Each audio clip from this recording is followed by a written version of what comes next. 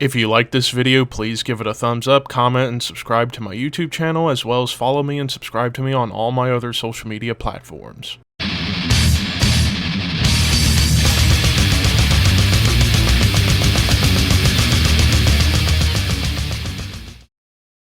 What's up, Thrashers, and welcome back once again to the Thrash Maniac 99 YouTube channel, and I am back for part 4, the penultimate part of the top 50 albums of 2022 list.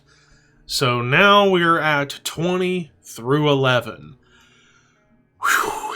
Again, we're about to hit some real heavy hitters with some bands on this part, so you might want to have your ears cleaned for this, because we're going to talk about some big ones. And we're going to kick off with a big one. At number 20, we have Voivod with Synchro Anarchy. I mean, Voivod is Voivod. I mean, what else can you say about Voivod that hasn't been said? They're just able to make something of their own, like mixing prog and speed and thrash metal, mix it together and do it in their own way and create something that nobody can really replicate unless they're like heavily worshipping Voivod. Like this album, it's got a lot of thrash to it, it's got a lot of cool spacey moments, it's very proggy, it's atmospheric. I love like the clean tones you get here and there. The guitars are very quirky but yet really cool. The drums just kind of going everywhere, and of course Snake still delivering some weird quirky vocals that just absolutely thrive throughout everything Voivod has done since the beginning. And this album, I would say in terms of the modern era of Voivod, this is the strongest stuff that they've done. Wouldn't say it's perhaps their best album, I would say it's near there, because, I mean, the 80s material is still going to be king, but this is still some killer, kick-ass shit. So yeah, all hail Voivod. Coming in at number 19, we get into a real heavy hitter, a real gross heavy hitter, and that is Autopsy with Morbidity Triumphant. I mean, I gave a ton of high praise to this album when it came out back in the fall. Just, Autopsy just know how to deliver some gruesome sounding death metal, or even death doom. Like, whenever they get into those death doom moments, they get doomier than anybody within the genre, I tell ya, because, man, they, like, Chris Ryford, I swear, it's like the guy just gets better and better over the years, drumming and vocally. Like, the vocals are just some of the best death metal vocals I've heard in a while out of this type of style. And his drumming is just very punky, yet filled with a lot of balls. The riff work, the bass work, just gross is the best word to describe it. This album's almost like Mental Funeral Part 2, because this album kind of fits in that realm a little bit because of the more doomier approach on this album compared to like the last couple of albums that came out like 8-10 years ago. But yeah, this was a killer album. Definitely recommend you check it out. Coming in at number 18, Soulfly with Totem. So yeah, as big of a Max Cavalera fan as I am, never listened to a full Soulfly album until I heard about this one. I was like, you know what? I'm going to check out Soulfly and see what it's all about and see how this is compared to like some of the early stuff, because I've heard songs of the early stuff when they were more nu metal, but this album basically just death thrash glory. Like, it feels like late 80s, early 90s Sepultura for the most part. And Max still able to write awesome riffs, and his vocals still sound pissed off and angry. And the thing that I love the most about this album in terms of the background behind it, Max thanked my buddies at the Thralls of Metal in the liner notes, and I still need to get the CD and read it for myself, but still, like, musically, this feels more like Sepultura than Sepultura right now. Might be a controversial opinion, maybe not, but that's the way I feel. But yeah, I really, really loved this album when it came out, and yeah, it made the top 20, so it was a strong one to say the very least. And it is my number 18. Coming in at number 17, we have one that came out early in the year that still made the list, and that is Amorphous with Halo. Man, it's like Amorphous just know how to write some amazing music. Whether they were in that more proggy death doom style of the early days, or the more melodic death metal, prog, folky style of the more modern stuff. But this album, I mean, I heard stuff from the previous two, and they were really cool. But this album, I was just blown away at how Amorphous are just still able to maintain consistency and still write these like cool epic hooks, but with some cool death metal moments here and there, like that melodic death metal moments. The vocals, whether it was the growls or the cleans, Tommy just absolutely nails it on here. And I love the melodies. Again, the melodies, the hooks, the choruses were just huge. Like, just I'm running out of words because I remember when I gave high praise to this album when it came out because it was so cool. Songs like The Moon, When the Gods Came, Seven Roads Come Together, just everything. And it's all about telling epic stories, cool journeys, adventures. What else can I say about it that I didn't mention in the review? But yeah, my number 17. Coming in at number 16, this was a very recent one. I think I just reviewed this one a couple of weeks ago, but it made the top 20. High Command with Eclipse of the Dual Moons. This sophomore effort from this, in my opinion, blackened thrash band. Not crossover thrash, blackened thrash. Because, like, holy shit, like, all these riffs, and I remember talking about it in my review, a lot of these riffs just remind me so much of old school Metallica, but then there were moments of Slayer, like the breakdowns on this album felt like old school Slayer.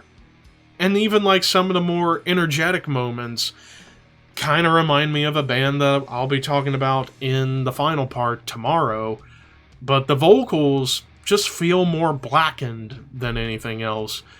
But High Command, I mean, this was my first album from this band that I checked out. I wasn't sure what to expect, but what I got out of it was some absolutely amazing blackened thrash. Again, another one of the strongest blackened thrash albums of the year. This year, like I said, for thrash in general, was fucking strong. And this album proved it. And it gets proven even further with number 15, and that is Flames with Resurgence.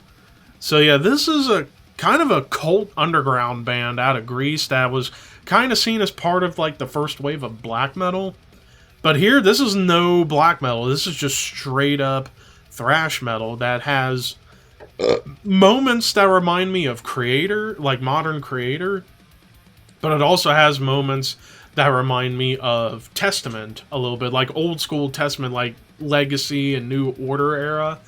And like, holy shit, just top to bottom for an old school thrash sounding album. This was some killer stuff, and this band had been around since the late 80s, but I had never heard of a full length until this one came out. I was very curious, and then I listened to it, and it's like, oh my fucking god, this sounds much better than the Creator album, in my opinion, this year, but still takes nothing away from the Creator album. I still love it, but I thought this one was a lot stronger, and I love how a couple of the songs, like I said, have that modern Creator feel. I think it was like the opening and closing tracks, but everything else in between just feels like almost like Bay Area thrash more than German thrash, even though this band is from Greece. But yeah, my number 15. Coming in at number 14, in my opinion, in terms of traditional black metal, the strongest album of the year, Inophilion with Moribund. So this supergroup from members of Necrophobic and Cryptosis come together. This is their debut, and it's long, it's like an hour long, but holy shit, this album just takes you on an evil journey through darkness. Like, the melodies on here, again, were just very strong.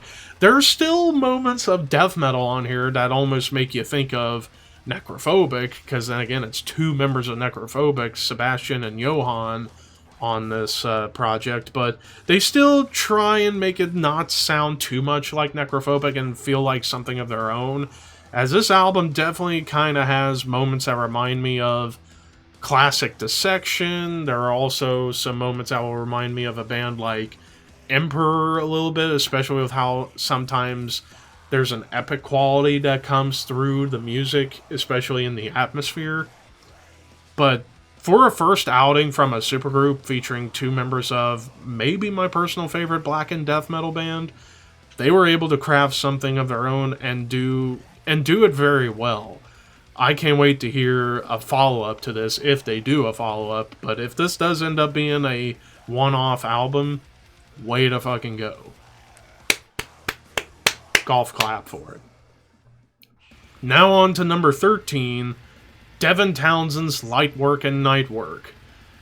Don't want to go too much into this one because it's just so much to unpack with this album being 2 discs, but again, Devin, he's a fucking musical mad scientist, genius, mastermind. And the themes behind the lyrics, all about dealing with depression, but moving forward in life and being positive. And there are moments on here that get downright death metal, but then you get moments where they get kind of industrial, and then you get moments where it's just filled with sheer beauty. I mean, that's the magical gift of Devin Townsend as a songwriter and as a musician. And even his vocals. Such a great singer. I mean, Devin Townsend, honestly, he's another one of those guys that can do no wrong. Maybe not my personal favorite Devin Townsend album, but still, it's strong. It made the top 15. What more can I say? Coming in at number 12... we get to another heavy hitter, Immolation with Acts of God. Holy shit, 5 years after Atonement came out, we finally got a new Immolation album, and this one has a little more of an old school feel to it, like, kind of feels like part 2 to albums like Here and After and Close to a World Below, but even bringing back a little bit of Dawn of Possession on here, especially whenever some of the songs on here get a little bit thrashier. Kind of brings back a little bit of that Dawn of Possession era sound to it, but this feels like almost like the third part of a trilogy with Here and After, then Close to a World Below, then to Acts of God, because even like the lyrics almost feel like they've kind of gone back a little bit to the more anti-religious lyrics as opposed to the political lyrics that they were doing for a long time. And I just love songs on here like Noose of Thorns, Apostle. Just top to bottom, it's just evil, filled with those classic atonal riffs that you absolutely love from Immolation. Dissonance, cool little clean moments, some nice melody, and of course Ross Dolan's vocals. They're still strong to this day. But yeah, Immolation at my number 12. And then concluding part 4, we get to, in my opinion, in terms of progressive death metal, one of the strongest of the year, an Abstract Illusion with Woe. And unlike most progressive death metal albums this year, this one has much more emphasis on atmosphere. Like, all about building a mood, building tension. This album almost feels like, and I talked about in my review for it, like a mixture of classic Opeth and Swallow the Sun, because you get some Swallow the Sun-esque melodies on here, but with that like old school Opeth songwriting approach to make everything feel like it means something. And these songs, they're long and they keep your attention. And sometimes atmosphere can be very relaxing.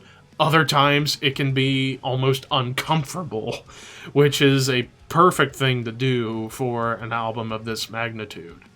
But yeah, this is my first time checking out this band, and I definitely look forward to more and might even go back to listen to their older stuff and hear what they were all about prior to this.